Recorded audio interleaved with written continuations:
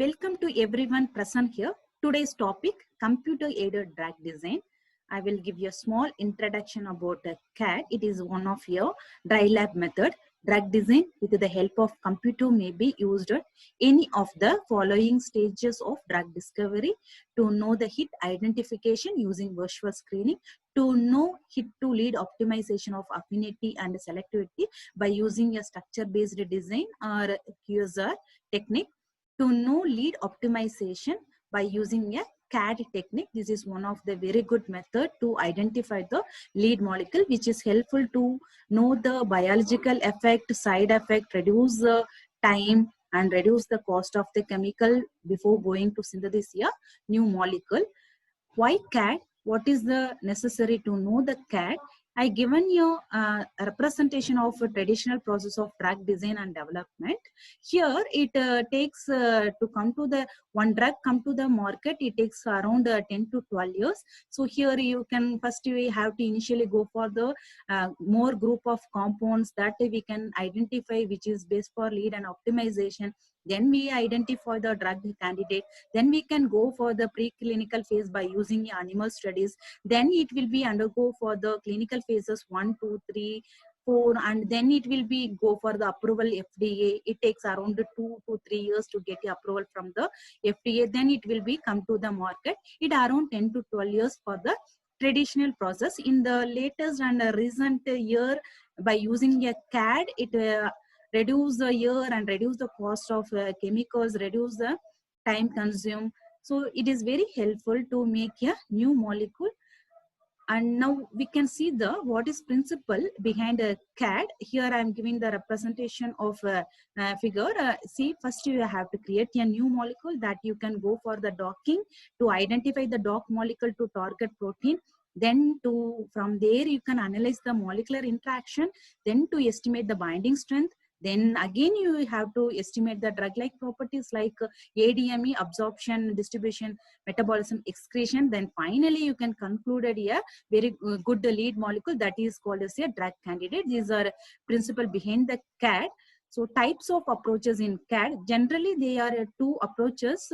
One is directly approached called as structure-based drug design, indirectly ligand-based drug design. Come to the structure-based drug design to know the binding site identification, docking and scoring, and the ligand-based drug design by using a pharmacophore modeling and quantitative structural activity relationship to come to the single phase of the virtual screening, to know the compound selection, to know the lead optimization, to know the new drug. That is, these are the approaches present in the CAD. So what is a structure-based drug design? So discovery or design of a molecule that interact with the biochemical target of known as known 3D structure. By using the 3D structure to determine the protein structure, to identify the interaction site by using the de novo design, a 3D database, and to evaluate the structure, synthesize the candidates, and to know the test candidate, then to find the lead compound of the molecule. That is called as structure-based drug design. What is ligand-based drug design? Here we know the ligand, but we don't know the protein. So which protein to binding with our ligand, that we can use the database or molecular modeling to find out the ligand-based drug design. So next we can see the what is virtual screening. This is one of the best method to know the lead compound. This is by using several filtration steps are there. First we have to take a more molecule, large molecule, more than 2000 and 1 lakh molecule we have to choose and to keep and go for the by using a techniques, I mean CAD technique, to filter the compound which is best drug like and lead like. Then we have to go for another filtration by using a different CAD technique, that is toxicity.